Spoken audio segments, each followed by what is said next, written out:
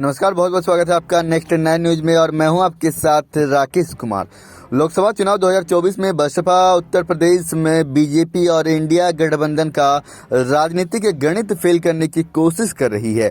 ऐसा इसलिए कहा जा रहा है क्योंकि बसपा प्रमुख और उत्तर प्रदेश की पूर्व मुख्यमंत्री मायावती ने टिकट बांटकर काफी सोच समझकर किया है। खासतौर से पहले और दूसरे चरण की सीटों पर सोशल इंजीनियरिंग का जबरदस्त ध्यान रखा गया है। मायावती ने जब अपनी पहली और दूसरी सूची में कुल मिलाकर 25 प्रत्याशियों की घोषणा की थी तो इनमें 8 स्वर्ण और 7 मुस्लिम उम्मीदवारों को टिकट दिया था। मायावती ने दलित समाज के 7 और ओबीसी वर्ग से आने वाले 3 उम्मीदवारों को भी मैदान में उतारा था। हालांकि बाद में मथुरा सीट से उम्मीदवार बदलने के बाद स्वर्ण उम्मीदवारों का आंकड़ा 7 हो गया था। पहले बात करते हैं बसपा किस तरह इंडिया गठबंधन को नुकसान पहुंचा रही है। दरअसल मायावती ने पश्चिम उत्तर प्रदेश में जिन 7 सीटों पर मुस्लिम उम्मीदवारों को टिकट दिया था, ये सीटें अमरोहा, मुरादाबाद, संभल, सहारनपुर, रामपुर, आंवला और पीलीभीत है। इन सीटों पर सहारनपुर से माजिद अली, रामपुर से जिसान खान, संभल से सैलात अली और मुरादाबाद से इरफान सैफी, वहीं अमरोहा से मुजाहिद हुसैन, इसके अलावा आंवला से आबिद अली और पीलीभीत से अनीस अहमद खान उम्मीदवार हैं।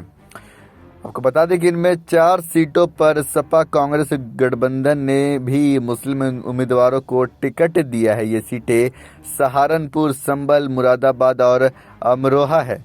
इसके साथ ही पश्चिम उत्तर प्रदेश में अच्छी खासी मुस्लिम आबादी है।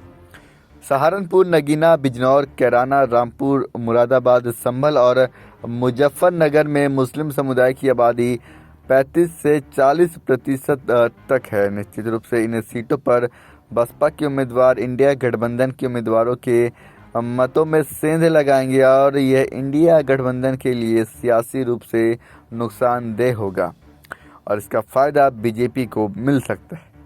मायावती पिछले कुछ चुनाव में उत्तर प्रदेश में लगातार बड़ी संख्या में मुस्लिम उम्मीदवारों को टिकट देती रही है। साल 2017 के विधानसभा चुनाव में बसपा ने 99 मुस्लिम उम्मीदवारों को, 2022 के विधानसभा चुनाव में 91 मुस्लिम उम्मीदवारों को टिकट दिया था।